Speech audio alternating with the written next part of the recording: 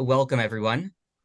My name is Rabbi Yonah Berman, and on behalf of Yeshivat Chovevei Torah here in New York City, and our 36 institutional and congregational and school partners throughout the United States and around the world, it's an honor to welcome you all today. I'll ask that everyone please remain muted throughout this call. As well, just so you know, the chat feature has been set up so that you can chat with the hosts of the program, but not with everyone else. So if you need something directly from us, please do let us know directly. You will not be able to chat with everyone else. The program is being closed captioned and has live American Sign Language ASL interpretation. If you'd like to take advantage of these features, you can use the interpretation or closed caption buttons at the bottom of your screen. I thank Mark and Matisse Aronson for their assistance in bringing this program to us and to as many people as possible through these accessibility features. I do want to thank all of our partners who are here with us. We'll flash them on the screen later on, but just so you're aware, this program came together very, very quickly.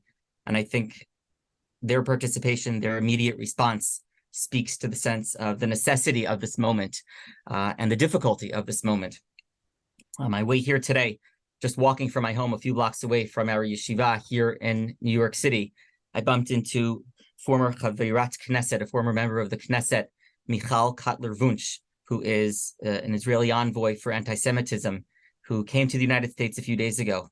She's an old friend, and she said to me that she has 3 children in the army. She described to me how difficult it was for her to leave Israel, but how much she felt the necessity to do so. When we said goodbye to each other, I said to her, Anachnu itchem, we are with you. And she looked at me and says, you're not with us. We're all together. And that change of language from us feeling distant, separate in some way, to understanding that we really are all in this together. And that therefore we have to feel something, we have to pray, we have to do something. That's really the sense of necessity that brought about this program, this conversation that we have here today. And we're going to hear from people who are experts in what is going on, people experiencing things on the ground right now in Medinat Yisrael, as well as people here in the United States who can help us to think about what it is that we are experiencing and what it is that we can, and I would argue must be doing at this time in order to help Achenu B'nai Yisrael in Medinat Yisrael, to help our brothers and sisters in the land of Israel. As I said, Birkat HaTorah, the blessing of Torah study that we say every single morning as we start our days, I was thinking about the idea of Elu Dvarim She'ein Lahem Shi'ur, those things that have no quantity associated with them. There's always more that we can do. I thought about the fact that the pain that many of us experienced just 180 or so hours ago, just 8 days ago, as we started to learn of what was going on in Israel, there was a sense of Ein Lazeh Shi'ur. There is no quantity to this. It is so much, the pain, the suffering, the death, the destruction. And so moving from that to thinking about the amazing amount of action that we have seen over the past 180 or so hours, obviously soldiers and others fighting right now, but also just in general, the sense that each of us in our own way is doing so much to try to assist, to try to help, to try to make the difference that we can is so powerful right now. So I want to thank everyone for being here. And I want to encourage us to open our hearts, to pray together, to feel something together, and to act together. The first person we're going to hear from is Rabbi Mishael Tzion. Rav Mish is an old friend of mine, a musmach, an alumnus of YCT Rabbinical School. He, among other titles that he has, is the founder of the Klausner Minyan, which is a minyan in Talpiot in Jerusalem. He's involved with Hartman, with Bronfman, with the Mandel Leadership Institute, and was a founder of YCT's Rikma program in Israel. YCT has 65 rabbinic alumni in Israel now, 50 of whom are Israeli Rabbanim and Rabbaniot, who spoke so much in the past few days about their experiences, seeing their selfies, serving in tanks and in other places, and knowing that so much of their work is our work from a distance. Before Rav Mish begins, I'll invite Rabbi Dov Linzer, YCT's president and Rosh HaYeshiva, to offer a few quick comments, and then Mish will turn things straight over to you. Rabbi Linzer, if you could unmute yourself, you are welcome to begin speaking. Thank you. Obviously, this is a time of such tremendous tragedy and trauma, and what we do as a people is that we come together. And it is so important for me, for Chovevei, for all of us to be bringing together all of our Chovevei communities and with our partner organizations, all of our communities, broader communities, and to hold each other, support each other at this time. I want to just I want to share a thought that I wrote, a message I sent out on Monday. I just feel that as we read Parshat Bereshit and the world of primordial chaos and light coming into the world, we feel so many people have said that, that it's a completely different world than it was before last week. It's a world that has seemed to have returned to this chaos and darkness, and we need that Vayhi Or, we need that light, to have that light of faith to bring into this world. And to just read some of the words that I wrote, which I just feel still speak so importantly to what we're all experiencing. I wrote, "We are devastated beyond words, but we are not defeated. As a people who believe in God, in Torah, in Jewish peoplehood, and in the state of Israel, we respond with faith, with courage, and with sacrifice, with unity, and with resolve. Beloved is the human being who was created in the divine image," our rabbis teach us in Pirkei Avot. "It is a sign of even greater love that it was made known to him that he was created in that image. As it says, in the image of God, God created the human." When people know that they are created in the image of God, they value and treasure life. When they choose not to know this, they slaughter innocent people, men and women, young and old, in their homes at a music festival. This is what brought about the destruction of the world at the time of the flood, for the world was filled with Hamas, violence, before them.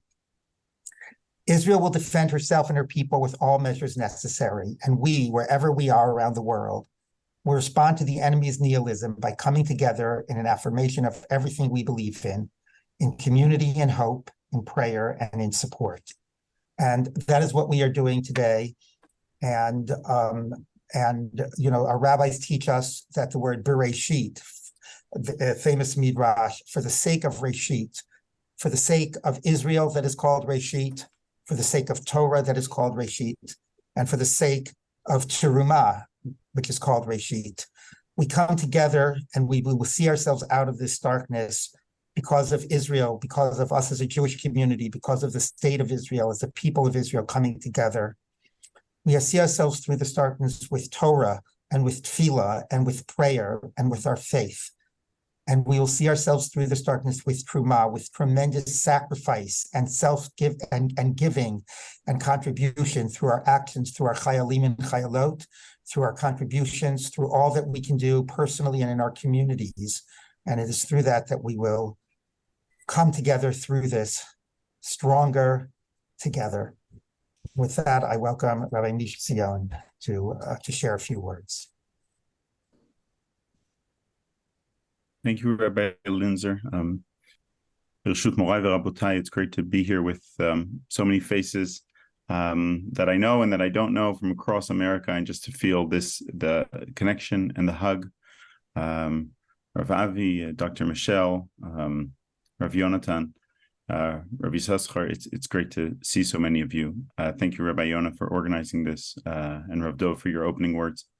I'll try to be brief, and Rav Yonah, you can send me angry chat messages when it's time to pass on to other important people. Last Friday night in our shul in Talpiot in Jerusalem, Klausner Minyan, we had a Hachnasat Sefer Torah on Simchat Torah. A wonderful family, the Maoz family, brought their Sefer Torah that their grandfather had written in Caulfield, Melbourne, Australia, in memory of his family that was shot and murdered in Kosovo in 1941, 2 days after Simchat Torah. He wrote the Sefer Torah in the 80s, and in his will said that his daughters had made Aliyah to Israel, and he wanted the Sefer Torah to make Aliyah after he dies. And the Sefer made Aliyah to our shul, to his great-granddaughter's shul, where she's going to be bat mitzvah next week, Parashat Noach, and we'll read from that Sefer Torah. And we had a beautiful Simchat Torah celebration with all 114 families of the Minyan there, and it was a beautiful moment. And we had no idea that the Sefer Torah that we were dedicating in memory of a devastating moment in Jewish history, that we were about to enter another devastating moment where Jews would be shot and killed in fields and forests. This Friday night, as right after lighting candles, we walked from our house in Talpiot in Jerusalem. We didn't go to our shul, which was meeting as usual, but up to 50 people, because those are the rules right now. We went to two other families, the Shapira family, who live 2 streets down from us. They're members of a different shul, a wonderful shul called Arnonim, and they had just started sitting Shiva for their son, Aner.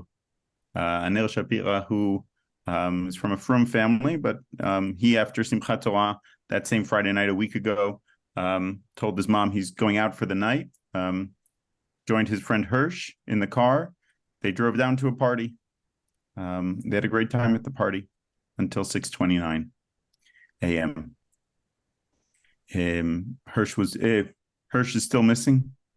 Aner was found shot and killed after he had heroically saved a lot of people and threw back live grenades to the Hamas terrorists. We gave our condolences to them and then crossed the street to the Truen family, who were members of our shul. Yehuda Truen is the son of Professor Ilan Truen, who's the founder of Israel Studies in many ways in Brandeis University and Ben Gurion University. Yehuda's sister, Shachar Devi Truen, Matthias, and her husband were killed in Kibbutz Cholit. Their son survived because when the terrorists threw a grenade into their miklat, they jumped on their son. So they were killed and he was saved. He was released from Soroka 3 days ago from Soroka Hospital. 3 days ago, he's 16 years old. I don't want to spend all my time telling these stories, even though I think these stories are really important. I'm sure you've heard these stories, you've read them, you've seen the videos, you've read the reports. But I think starting with these stories is important because it humanizes us. These are unhuman stories, but telling the stories of the individual people who lost their lives humanizes us and reminds us why we're doing this. Tselem Elohim, as Rav Dov said before. That gap between the joy of last Friday night and the devastation of this Friday night is, I think, a big part of the shell shock that everyone in Israel is in, and I'm sure across the Jewish people. You were before Simchat Torah. Perhaps when you heard the news, we were already deep into Simchat Torah. And now we find ourselves, I think, like all the Jewish people, in that weird halachic status of aninut, the status where you're not yet in Avel because you haven't buried your dead.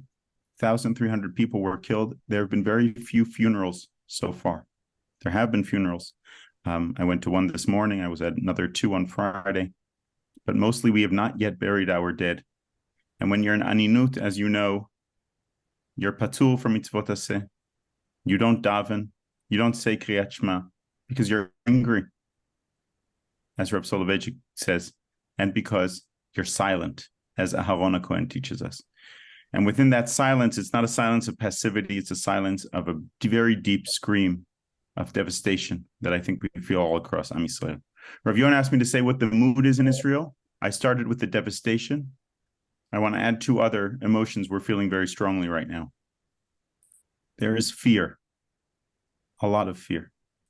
On Friday afternoon in our shul, we had an initiative. We told everyone to bake chalot and then give the chalot to people who don't belong to a shul. Those of us who have shul communities, Baruch Hashem, we're fine. Those of us who live in yeshuvim or moshavim and have a strong community, like I was taught at Chovevei Torah to build, we're in better shape. Those who don't have tight-knit communities right now in Israel are in even worse shape. There is fear, and our own neighbors were afraid to open the door to our house. We live in a very quiet neighborhood of Jerusalem and Talpiot. There's fear and there's lack of trust in the institutions of the state and even in the Israeli army. That's a sad statement I never thought I had to say, but I'm being honest with you. I think that fear and that lack of trust are getting better every day, but they are a big part of what's going on now in Israel. And finally, there's devastation, there's fear and lack of trust, but there's also solidarity and mobilization. Huge amount of solidarity inside Israel among camps and people who have not spoken to each other, have been deeply angry at each other. And there's huge mobilization. We'll talk soon about the solidarity and mobilization in North America, and you know that better than I do. But the solidarity and mobilization in Israel is so heartwarming, so empowering, and we need those energies to counter the devastation and the fear and lack of trust. Not because those earlier things aren't real, but because that's what's gonna help us come out of that. So we are now in Aninut, and we need to move into Avilut. We need to bury our dead and mourn them, and slowly create a strong home front. Rav Yonah also asked me, what can American Jews do in this moment? And I want to say, first of all, I want to just teach you 3 Hebrew words that you probably already know: chazit, oref, and bait. Chazit in Hebrew is the front. Chazit means the face, what you can see. And we are very concerned about the front. Our soldiers, our miluimnikim, a third of my shul is currently in miluim. We're concerned about the front. And there are going to be all the analysis and the news all the time, what's happening in the front in Gaza, the front that's developing on the border with Lebanon, and the information front, which all of you are a big part of. But the other word is the word oref. Oref in Hebrew means the back of the neck. And that's the word that we use for home front, what's happening at home. That isn't discussed in the news. It's not there for analysis of all kinds of smart pundits and so on. We need you to help us with the home front, with the oref. We need to strengthen the home front because it looks like this is going to be a long war. And we need your help in that. We need to become what I think we've always been, Am Kshe Oref. The people with a strong oref, with a strong home front. Not as a disparaging thing that Moshe says about us, Moshe Rabbeinu says about us, but as a shevach, as something, a point of pride. 3 short ideas before I pass it back. What else can American Jews do? The first one, you know, and you've probably been doing this, and Rav Avi has been the big teacher to me and to all of us in this: solidarity, solidarity, solidarity. The tagline of Channel 2 News, N12, if you've been following, on all podcasts has been Beyachad Nenatzeach. They're saying that to all Israelis. I say that to Israelis and to Jews across the world. Beyachad Nenatzeach. And at the same time, just like the halakha says, when you go to a shiva, ha'avel poteach rishon. When you walk into a shiva, you stay silent as a guest and you wait for the avel to say and to open up and to set the mood and set the tone. So be aware and be attentive to your Israeli friends and invite them to set the tone and listen to them.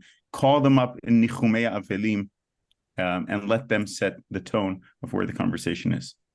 Finally, and I'm not much of a strategist, but I'll say that it seems that very clearly we are in a new game with a new enemy in a new war. This isn't the second Intifada. This isn't the second Lebanon war. This isn't the 90s and the buses blowing up. This is a new Hamas that the Israeli military intelligence did not understand and see.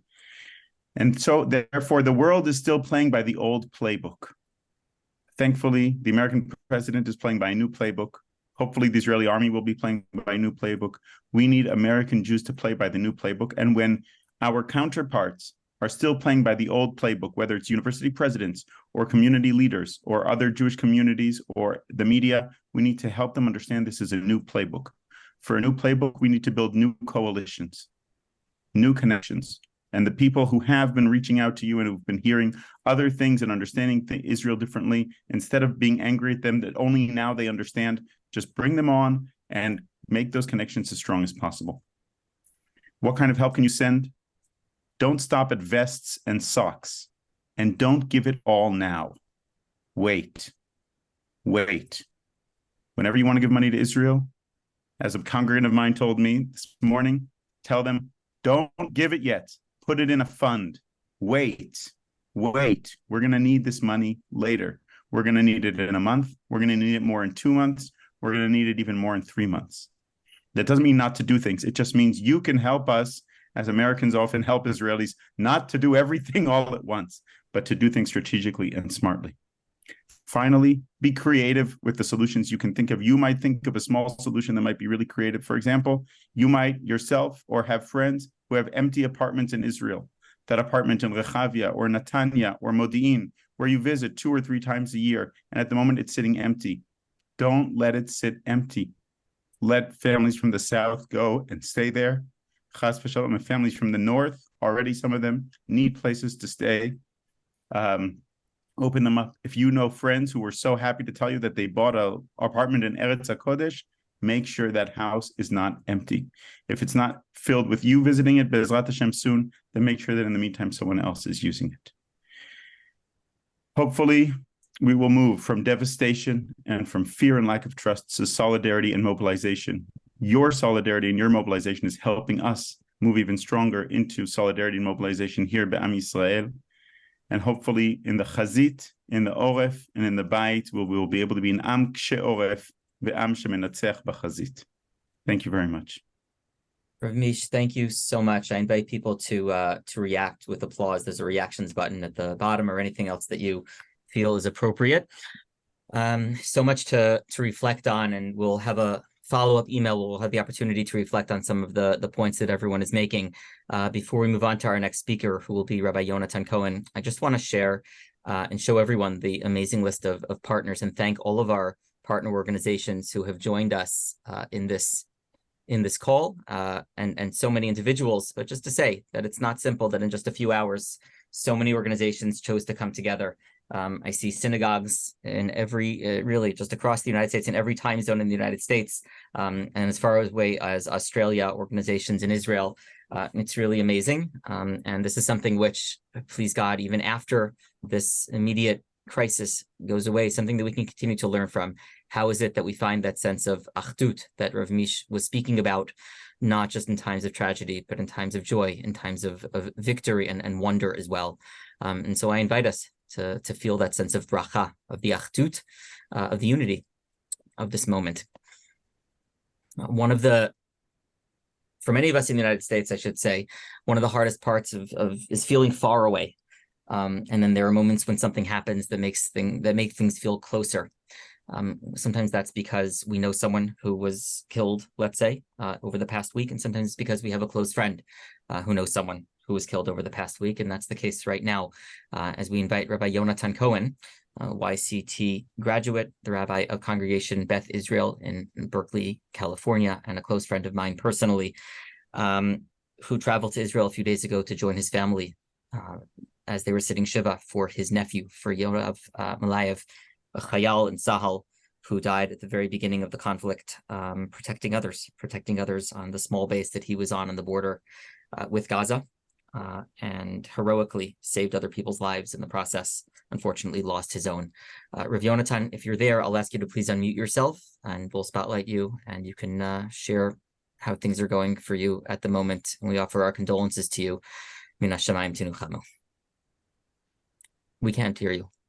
Thank you, Rav Yona. Yeshut Rabotai, and with honor to my esteemed teachers who are here and many dear friends who are on this call. This morning, my sister's family got up from Shiva after the hardest week of their entire life, and mine as well. And there are many concentric circles of trauma, and I'm close to it, but I'm far from the heart of this trauma. My beloved nephew, Yoav Malayev, my sister's firstborn son, my parents' oldest grandson, was a Katzin Toran, the officer in charge at the Zikin base, which is right at the north of the northern tip of the Gaza Strip. On Shabbat morning, based on some very confusing reports, he had a feeling that something was not going right. And at that very moment, he decided to gather all the troops that were there. Yoav is 19 years old. The rest of the soldiers are 18 years old.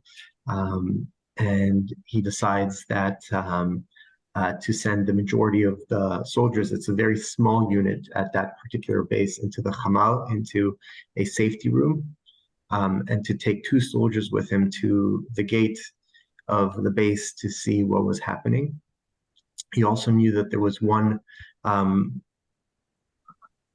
one soldier at the gate who was fairly new to the army, a new recruit. And when they arrived to the gate,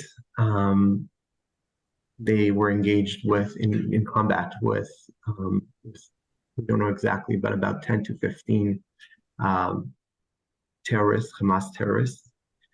The soldier that was at the gate was in a state of complete shock and panic. What we know from texts that she sent to her parents, she was sitting down at a safe room and texting to her parents almost step by step of everything that was transpiring. The first text says, I'm alone at the gate and I'm hearing noises and I'm scared. And then the next text says, the officer in charge, Yoav, is here with 2 other soldiers. And then it says, they're attacking us. It describes how Yoav and these 2 other soldiers that were with him were able to kill 4 terrorists. And then it describes a few moments later that Yoav is hit. Then the other 2 soldiers are hit, and the last text from this young soldier to her parents is, I'm going to be next. And she is killed as well. But what we find out later is that they bought enough time that everyone else at the base, their lives were saved. And that if there was a plan to go into this kibbutz Zikin, which is about a 2-minute distance from the army base, that plan does not go into execution, and the terrorists don't go into that base. On Shabbat morning, when the war broke out, Yoav reaches out to my sister and my brother-in-law, and they don't hear from him from that moment on. I would say that Yoav is one story of more than 250 soldiers at this point that have lost their lives in the past week. But among those soldiers and among the many civilians who were martyred this past week, we feel a sliver of gratitude. We were able to bury Yoav 2 days after he was killed. We have his body. We know his story. It has a beginning, middle, and end, not an end that we want, but an end that seems to be deeply consistent with the values that his parents embody. My sister and my brother-in-law are in profound grief, and yet they draw strength from the choices that Yoav made in these final moments. And I would say that Israeli society is at its best during these, at the Shiva House. If you were to sit at the Shiva House this week, and Rav Avi was there at some point this week, among many other dear friends and loved ones, Rabbi Yair Silva, my predecessor in Berkeley. You saw all of Am Yisrael, my sister and my mother volunteer in the Ethiopian community, and members of the Ethiopian community were here.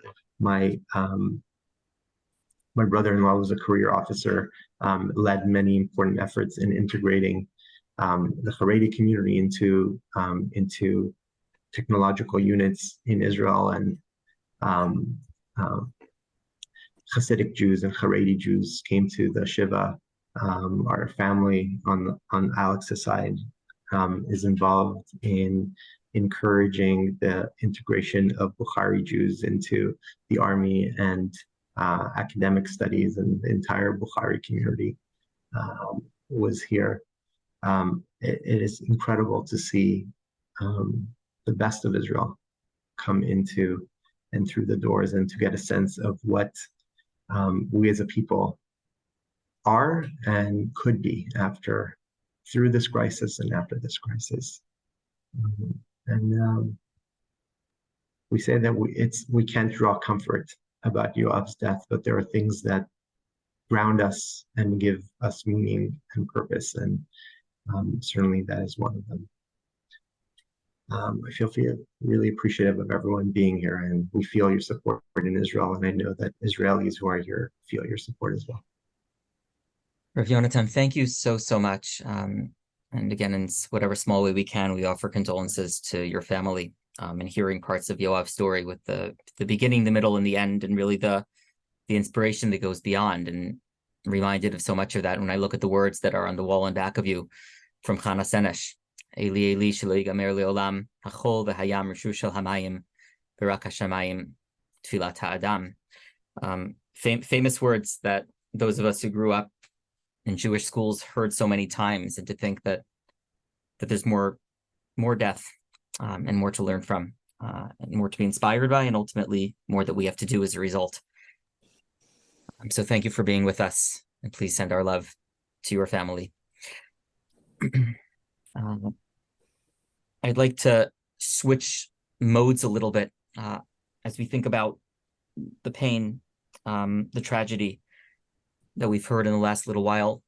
I'd like to invite YCT's chair of pastoral counseling, and someone who literally wrote the book on rabbinic training around these issues.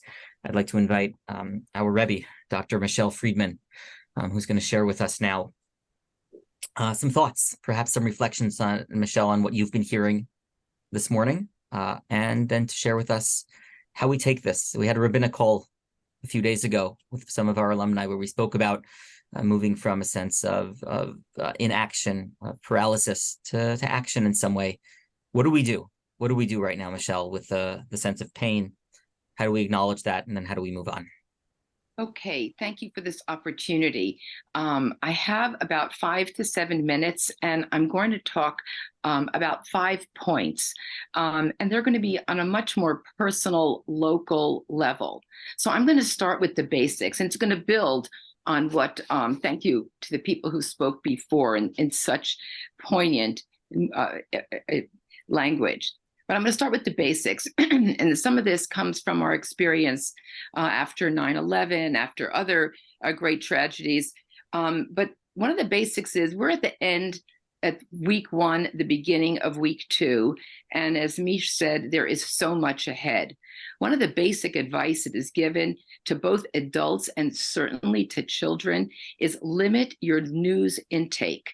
Decide what you're going to listen to, what you're going to read, what you're going to watch, and keep it to that. And I want to make a special point about visual images. Trauma porn, which is available on the internet, will not help you be more effective, I don't think.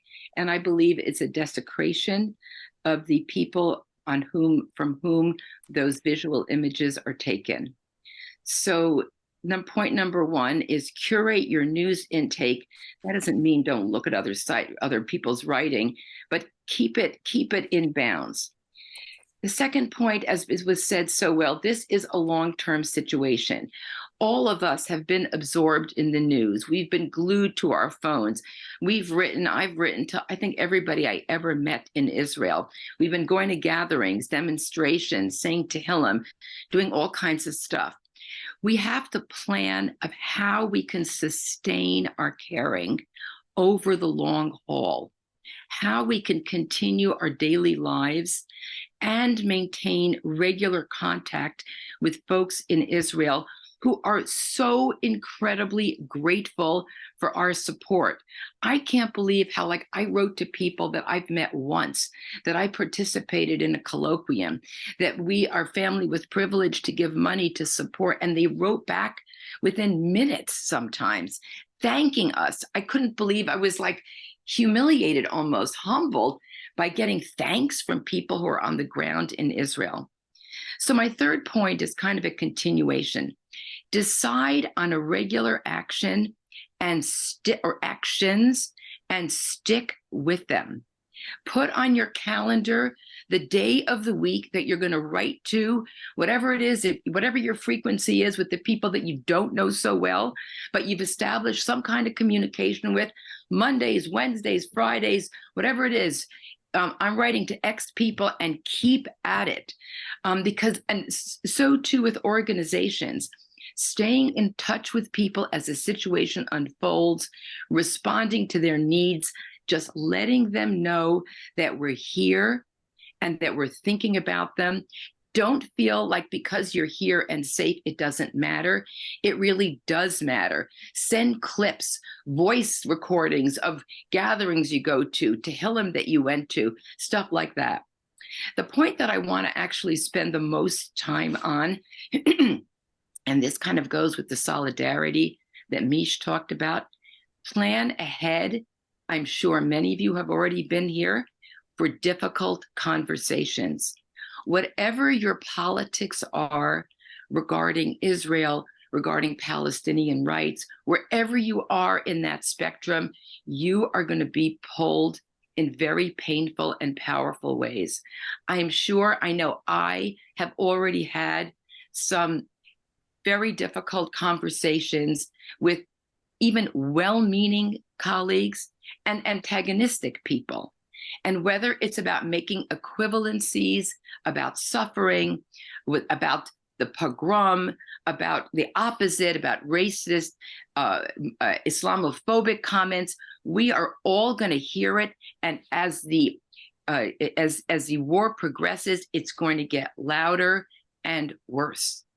And for conversations with people that you care about, who could be the person in the street, it could be a relative, it could be a work colleague, the people that you want to have a conversation with and want to further, there are endless number of websites that can guide you.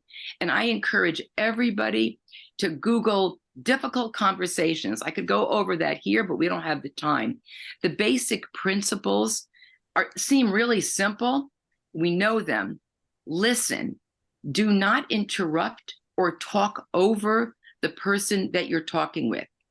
Try to understand how they feel. And I'm talking about from whichever direction they're coming from. Try to understand how they feel, why they feel, where they're coming from, and stay calm. But I also want to say very clearly, know if and when you need to stop a conversation, because you just can't go further. And you have to calmly say something like, I'm glad we spoke, and I need to stop for now. But I think difficult conversations is really one of the most important places. You know, this has been true in all kinds of movements. People need to have conversations with people that they don't agree with. That is how we're going to express solidarity. Talking in an echo chamber of the people we know and already agree with supports us and maybe gives us the strength to go out there and have difficult conversations. I have, people in my office, 22-year-old kid on her first job. She's the only committed Jew in the place. She came to her session with a gym bag in hand because she had to go to an outing, with her firm. And she was like completely confused how to be. Now that's, that may be a kind of mild thing, but having really painful conversations and knowing how to stick with it is really what I'm talking about. The last point that I want to make is you got to enjoy daily life. There are many weddings today. There were bar and bat mitzvahs yesterday. There is birthday parties for little kids. We have concert tickets. There are plays going on in Israel. We need to go on with daily life in order to be effective. That doesn't mean that we forget what's going on or that we have to have vast pains of guilt because we actually laughed at a joke or felt simcha for a chatan and kala. But we need to use that energy, that positive life force, to help propel us onward into action. I just want to close with saying what we all know. This is not ending soon. This is going to get deeper and longer. And we need to all figure out ways how to sustain ourselves so we can help others. Thank you for the opportunity to speak. Thank you so much, Dr. Friedman. And I just want to describe to everyone, the sense of YCT's actions at this moment. First of all, people have been asking for bullets on what you just shared right now, some follow-up points. I'll be sure to send an email by tomorrow to everyone who signed up for this call to be able to share some opportunities with everyone. That will also include some of the things that our friend Myra Clark-Siegel, who's going to be speaking next, that she'll share with everyone. YCT, our Beit Midrash, we have a whiteboard. We filled it up with names of people who people know who are serving in Tzahal right now, people who are missing. I want to acknowledge that on this call, we have 3 YCT staff members, 1 in Israel, 2 here in the United States, who have relatives who are currently serving in Tzahal. We've been collecting funds, and I'll send a link around later as well, for our alumni in Israel who are on the ground doing this work. We have alumni who are serving in Tzahal. One of our alumni, Rabbi Aryeh Leifert, normally serves as a tour guide, bringing people around to our holy sites in Eretz Yisrael. And today he's spending his day and every day driving north, south, everywhere where there are needs for people to be moved around, for supplies to be moved around. That's what he's doing. And we're helping support his and other people's efforts. And we're going to be sending our students beginning about next week in small groups in order to spend time with Rabbi Avi Weiss, with Rabbi Mike Schultz, who's also on this call. Rav Mike is a chaplain at Rambam Hospital in Haifa, doing holy work, joining together with him, learning in this time, and really providing our rabbinic presence, our rabbinic experience to those who need it most, to those who need community, as Rav Mish described a few minutes ago. We only have a few minutes left for our call. I want to ask Myra Clark-Siegel to please join us, and there she is. Myra is the director of AJC in Westchester and Fairfield, north of New York City. Myra and I have gotten to know each other over the past few days, but it is very clear that we share a passion for Klal Yisrael, a love for the state of Israel and the land of Israel, and an understanding, as AJC has been doing for over a century now, that there is work to be done. There is meaningful action that can be taken that is effective at changing and making this world a better place, and in this case specifically, making the condition of our people, Am Yisrael, better than it would be otherwise. And so, Myra, I want to ask you, in the 5 minutes or so that we have right now, could you share with us, please, just maybe a word about yourself and what it is that we should, can, and must be doing right now? Thank you for being here. Thank you, Rabbi Berman. I want to take a moment, first of all. I am both American but Israeli as well. We moved to the United States 3 years ago during the middle of COVID. My daughter was in Tzahal. I have 2 sons. One of my sons lost his madrich in Sofim, who was also a soldier who was killed. My daughter had 5 students from her high school in Israel and Jerusalem, from Boyer High School, who were killed. 2 of them are her friends. This is not 1 degree of separation anymore. Our community is 0 degrees of separation. And I want to take a moment and share our deep, deep horror and sorrow and solidarity with everyone in Israel. There is no question about that. We are no longer Ashkenazi, Sephardi. We are no longer on the left or on the right. We are no longer Democrat or Republican. We are no longer any of the divisions that our community has faced, in particular over the past year. We are no longer Haredi, Orthodox, Reform, Conservative, Reconstructionist, or even agnostic. We are Achdut. We are one Jewish community unified. What we were as a community on October 6th is not what we are as a community from October 7th on. We are united and we are unified. And that is critically important, that we continue that unity together. Because the attack, the despicable, long-planned, horrific, depraved terror attack by Hamas, by Islamic Jihad, and by others had 1 goal. And that goal is to kill and get rid of Israel, the Jewish people, and anyone who stands with Israel. Let's be very clear. These attacks were not only on Israel and on the Jewish people, but Hamas's depravity also killed 40 Muslims, Bedouin, Druze, all massacred by Hamas in the attack. Individuals from 42 countries have been killed, injured, or taken hostage to Gaza. So there is a moment here that each of us has a voice And each of us has a role to stand up for Israel and for the Jewish people and for democracy, because this is nothing less than a targeted attack on all of the above. And as everyone has said already, it is going to get more difficult as the days go by. It has taken exactly 3 to 4 days for the narrative in the media and by some leaders to start to change. We have not even finished burying our dead. So now is the time to take action. And I want to take a couple minutes about that. First of all, thank God we are not helpless. We have Tzahal, we have the Israeli civil society, which has stood up and gathered together, perhaps as never before. We are organized and we are powerful, and I will never apologize for that strength. Now is the time to take action, and we need to be laser focused in our efforts. As Dr. Friedman said, we have to take care of ourselves while that enables us to then take care of what we need to do in terms of taking action. And I want to give you a few examples, and we can put them in the chat, and we can also share this as follow-up. Every single person on this call has the ability to use your computer. You are doing that by being on this Zoom as it is. So there are certain things you can do, and certain things that we in the Jewish community and in the organized Jewish community and organizations are doing. Let me just say AJC, or American Jewish Committee, is the global advocacy organization for the Jewish people. We began it in 1906, and we are regional, we are national, and we are global, and we are the only organization. If you need information, concrete information, because there is already a campaign of misinformation and disinformation taking place, go to ajc.org. You will have all the information that you need, both in terms of information and how to take action. But we must be laser focused on our efforts. And I'll give you a few examples of what we have done and where you can be involved.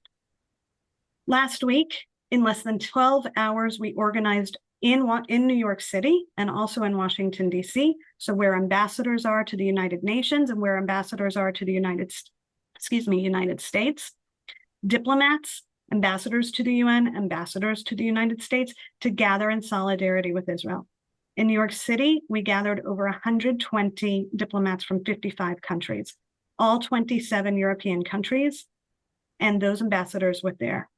The same in Washington, D.C. They stood and stand in solidarity with Israel. This is a world effort against Hamas and its depravity.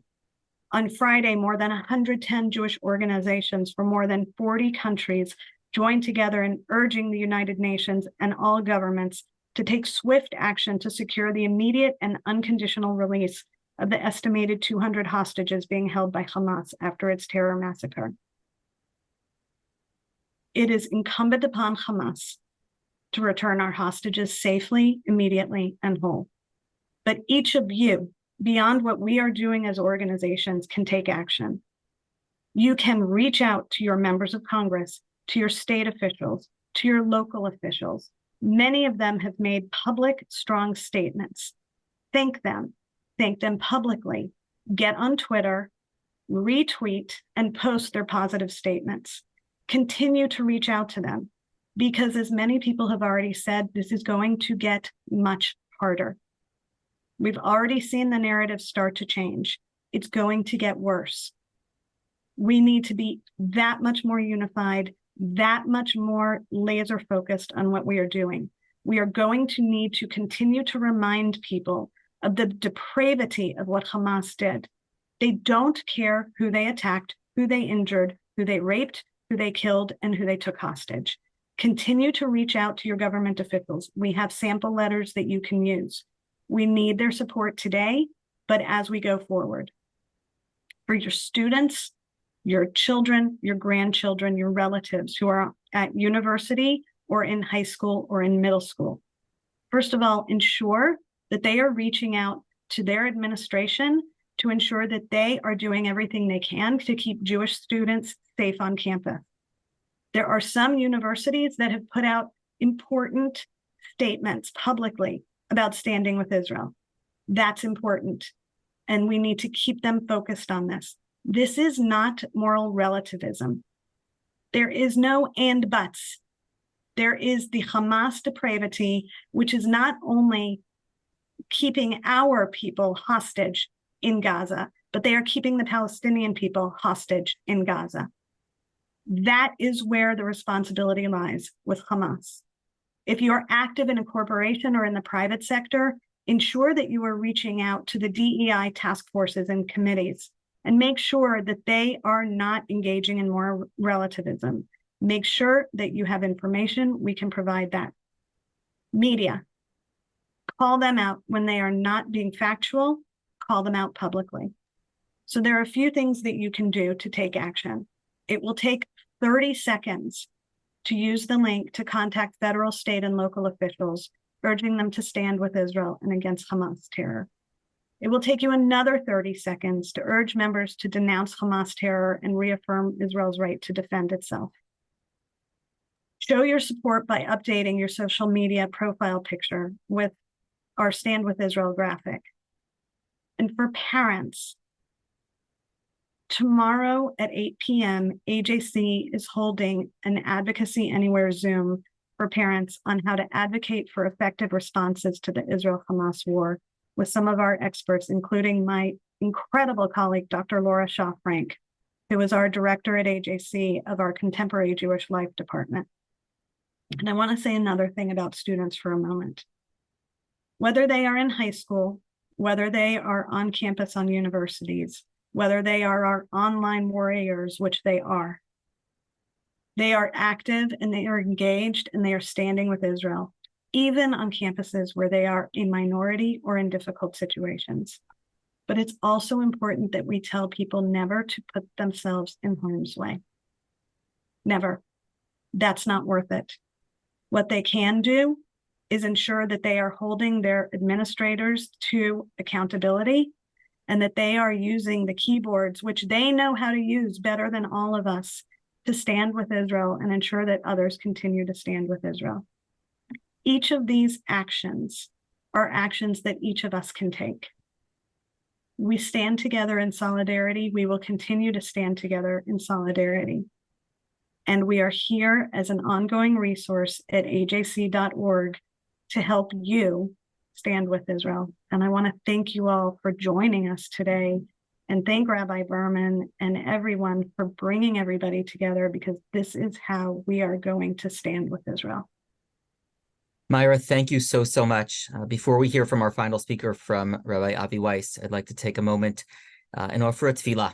And I acknowledge that we could list all of the names of the many people who've been taken captive. We'll share that with you later. We can list the many people who've been killed. We can list so many different things right now. And I just thought that we should take one prayer and say it together if we can. I'll ask everyone to remain muted, but I'm going to say this. This is the prayer that Rabbi Mervis, the Chief Rabbi of the Commonwealth, composed after the events a week ago. The English translation is on your screen as well. Avinu Shabashamayim Tzur Yisrael v'Goalo, Banu Lefanecha B'Tfilav v'Tachanunim, Tzmehim u'Shvurei Lev al Hamakot ha'Achzariot Asher Hukta Artzenu Akdosha v'Amcha Yisrael Bayom Asher Hafcha Chagenu Le'evel. Anu mitablim al ovdan me'ot anashim nashim v'taf asher nirtzchu b'zadon u'mitpalalim al nafshotam. Avinu Malkeinu shlach b'refuah shlema le'alfei b'tzuei amecha. Avinu Malkeinu rachem al acheinu hashvuyim v'otzeim me'afela v'tzalmavet l'geula. Mosrotehem tefatach u'mimtzokotehem hatzileim v'ashivei mehira l'chek mishpachotehem. Avinu Malkeinu hagen al mishpachot Yisrael me'imat mavet v'chazek chayalei tzva hagan al Yisrael asher samim nafsham b'chapam Patzbi'am likrat oivenu. Avinu Malkeinu asher biadcha lev melachim v'sarim takein be'etzat tova milefanecha tzarei Yisrael lenetzach b'milchamtam kedei shehiyu toshaveha sha'ananim me'en machrid. Avinu Malkeinu pros sukat shlomecha al yoshvei artzecha kakatuv v'natati shalom ba'aretz v'shachavtem ve'en machrid v'yishpati chaya ra'a min ha'aretz v'cherev lo ta'avor be'artzechem barchenu avinu b'vitchon v'shalva V'sim shalom amiti v'kayem al medinat Yisrael v'al kol yoshvei tevel artzecha oseh shalom b'mromav hu ya'aseh shalom aleinu v'al kol Yisrael v'imru amen. At this time, we invite YCT's founding president, Rabbi Avi Weiss, to speak with us. He's joining us tonight from Efrat, from Israel. I've learned a lot from Ravi over the years about what it means to go in times of need. I've watched him. I spent time with him in 2006 during the Second Lebanon War. And tonight we have the opportunity to hear from Ravi, to hear his thoughts, to hear his Torah at the end of our time together today. Hi, Ravi. Thank you for being with us. Shalom, Rabbi Yonah, and thank you. Please join me. Al kol eile, al kol eile, shmo keli ha'atov, al ha'dvash v'al ha'oketz, al hamar v'ha'matok, al nata ko natuam, al tishkach et ha'tikva,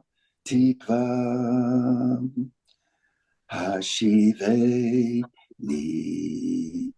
ve'ashuvam el ha'aretz ha'tovam.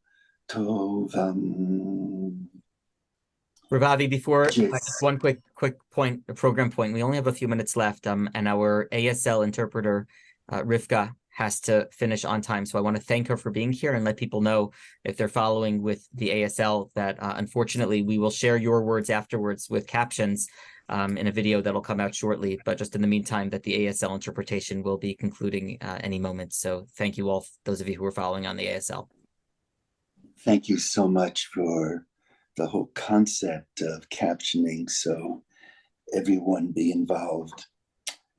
Images, there are so many, many images. Rav Mish, Rav Yonah reflected many of these images, and Michelle so poignantly spoke about how, from a psychological perspective, we can long-term deal with a challenge that arguably could be one of the greatest challenges Medinat Israel has ever faced. And to hear the leadership of the American Jewish Committee, Kol HaKavod. I am amongst the many, many rabbis and laypersons born during the Shoah, or in my case, at the tail end of the Shoah.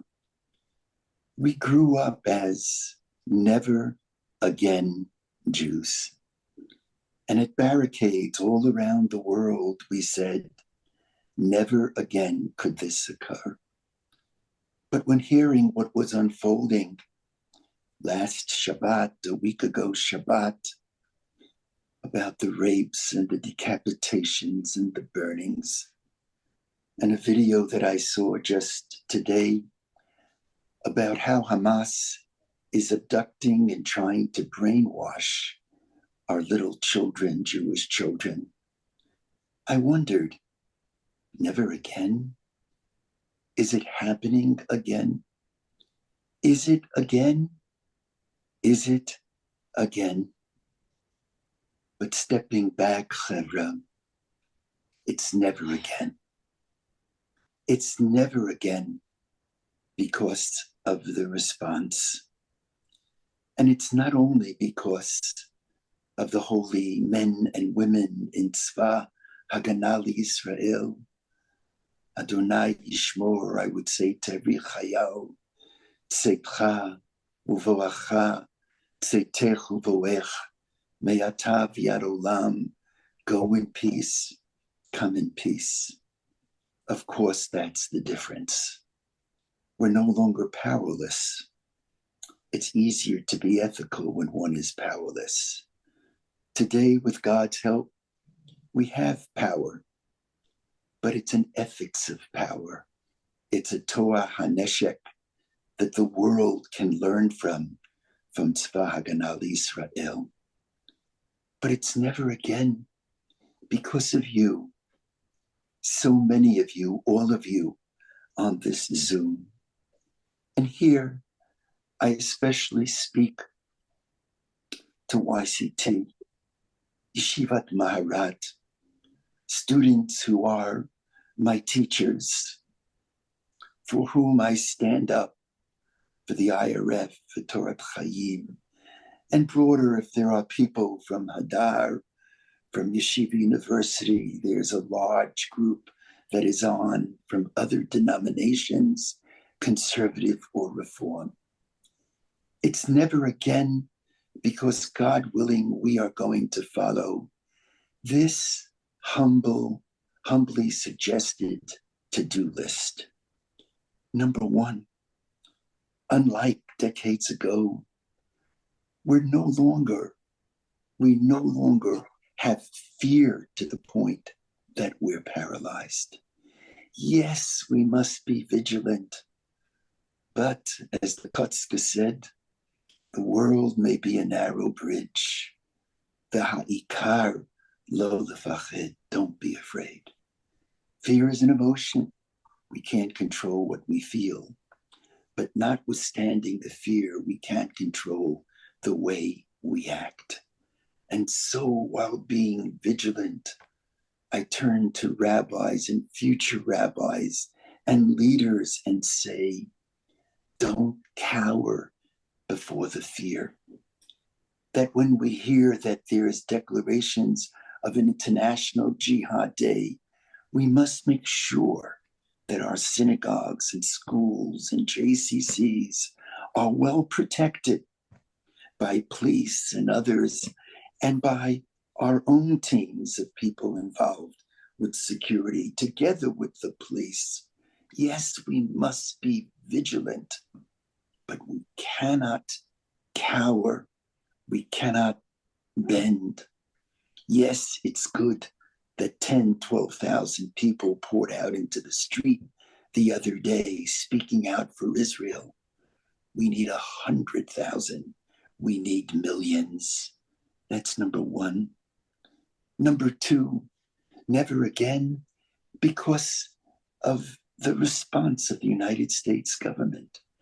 So much has been written about the silence of the American government 80 years ago. Arthur Morse's, when he spoke about the silence of the American government, David Weinman, the American abandonment of the Jews. Today, we must be grateful for the position that's been taken by the White House and by Congress. Yes, there have been a few naysayers, but on the whole, the speech and the language has been beautiful. But here too, I say with great respect, kabdeu v'chashdeu. This is going to be a long few weeks and months. Halavai, the American commitment to Israel is going to be and is going to continue. But if there is going to be some distance between the two, America wanting Israel to stop earlier, don't cower. I stand with Medinat Yisrael, with Tzva Haganah Yisrael, unequivocally stand with them. Three chevra, as Dr. Michelle beautifully said, we have to stay positive. It's not easy because I, along with so many of you, can't sleep at night, notwithstanding that we can't sleep and that we have within ourselves certain feelings sometimes of pessimism in front of our community. We have to remain positive. We have to remain optimistic, and there's every reason to remain optimistic. Number 4 on the to-do list, whatever our politics, the key now is Ihud Ha'am, the unity of Am Yisrael in support of Israel. I, for one, would not spend too much energy on those who are all the way to the left, the 10, the 15%. I would spend time on those in the center, those who are really with Am Yisrael and Medinat Yisrael. Our politics must be Achdut Yisrael, Avat Yisrael. That is overall. And the test of our love is how we love, not only when we disagree, but now is the time to love. It's not how we love when we agree, but how we love when we disagree. Whatever our politics, don't get into it from the pulpits. Now is the time for Achdut Yisrael.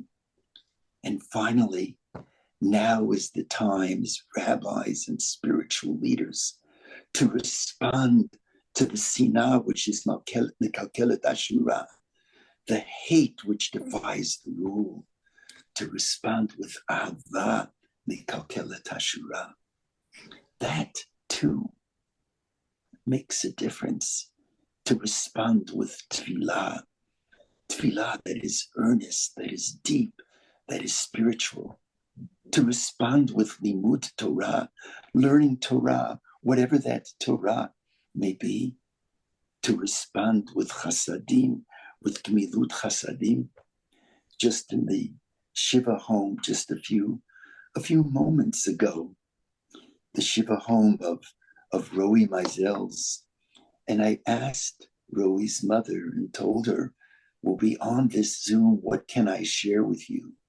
And she responded and she said, share with the Chevra to spread and respond to the hate with love. And this is a woman who lost her son, who died a heroic death. It's in your hands. It's no longer in my generation's hands. It's in your hands, the hands of the people who are listening to this Zoom. This is the time to step up to the plate. And no matter what you do, it can make a difference. Last week's Parsha, the Parsha right before the Parsha of Vishara was a Parsha when we're told right at the outset that the world was Choshech, the Choshech Pnei Tahom. There's Choshech around Israel these days. There's darkness wherever one turns. Funerals and shivas and hospitals full of the wounded. The Choshech Pnei Tahom. And what's necessary now is not to ask so much why, but what now? What now? What now? The Torah responds, V'ruach Elokim nirachevet al pnei hamayim. To feel God's hovering, even in this nightmare, to feel God's hug. Vayome Elokim yehi or. And God says to the darkness, let there be light. And God says to all of us, co-author creation with me. Co-author the progress of the world with me. God is calling out to all of us. Partner with me, God says, to bring light to the world. Vayome Elokim yehi or. Vayehi or. In the midst of the darkness of the flood, this week's Parsha. Zohar taseh lateva. Let there be light, Zoharayim. Not the light of a diamond where we can only see ourselves a reflection, but the light of a window where we could see what's happening outside of ourselves. I can tell you, having visited army bases, the soldiers are so uplifted when they hear that we care. If you can, come to Israel for a few days. When you'll return, you'll be able to speak as a leader, much more spiritually, much more powerfully. call people in Israel every day, ask them how they're doing. It can make, and it will make, a tremendous Elohim, a tremendous difference. So for a moment, let's feel the Merachefet. Let's feel God hovering. For a moment, let's resolve with God to declare, Vayome Elohim Yehi Or, and let there be light. Join me together. The words are so poignant. Al advash v'al ha'oketz, al hamar v'ha'matok, al bitenu hatinoket, shmor keli hatov, al ha'esh hamivueret, al hamayim hazakim, al ha'ish hashav habayita min ha'mecha.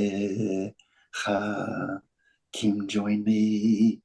Al kol ele, al kol ele, shmor navi keli hatov, al hadvash v'al ha'oketz, al hamar v'ha'matok, al nata ko natu, al tishkach et ha'tikva, hashiveni ve'yashuva el ha'aretz ha'toha. Rav Avi, thank you so much for helping us to put this program together and for being the inspiration behind so much of what we do and thinking about how we can bring ourselves, our presence, and our resources to help the current situation and every time there are members of the Jewish people in need. I want to wish us all a day full of peace and a day full of action and a day full of prayer, the three things that we've been thinking about today: prayer, unity, and action. We felt that today, and now it is up to us to go forth and to do what we can. You'll be receiving a number of emails from us in the next few weeks encouraging you to continue to act. We ask that you continue to support our efforts, that you continue to pray, that you continue to feel that sense of love of Israel, Ahavat Yisrael, that Rav Avi so beautifully described, and to act on all the points that we heard from Rav Mish, from Rabbi Linzer, from Rav Yonatan, from Myra, and from Dr. Friedman. I thank everyone, all of our speakers and all of our partners for being here. We'll conclude now with Hatikva. I'll invite everyone to please rise. Thank you again for joining us. And a special thank you to Corvin, our captioner, who's been working nonstop for the last 75 minutes. Thank you all to the members of the YCT office staff for helping make this happen, to Eva, to David, to Noya, to everyone else, to Ruthie, and to Rabbi Linzer. Thank you all for being here today.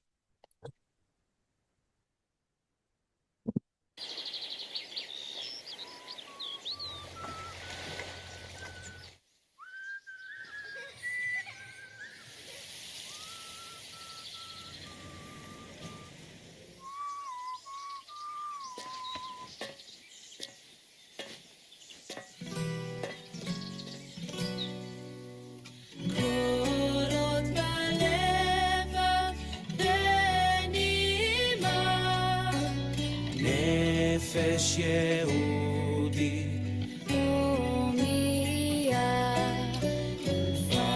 ותן מזרח קדימה עין לציון צופיה עוד לא אבדה תקוותנו התקווה בת שעות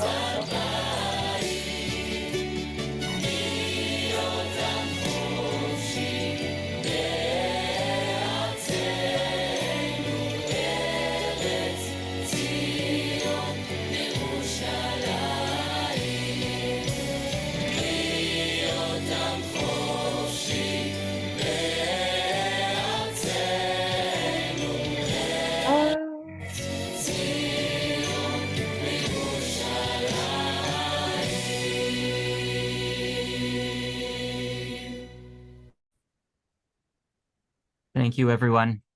I wish us a continued good day and a day of peace for all of Am Yisrael.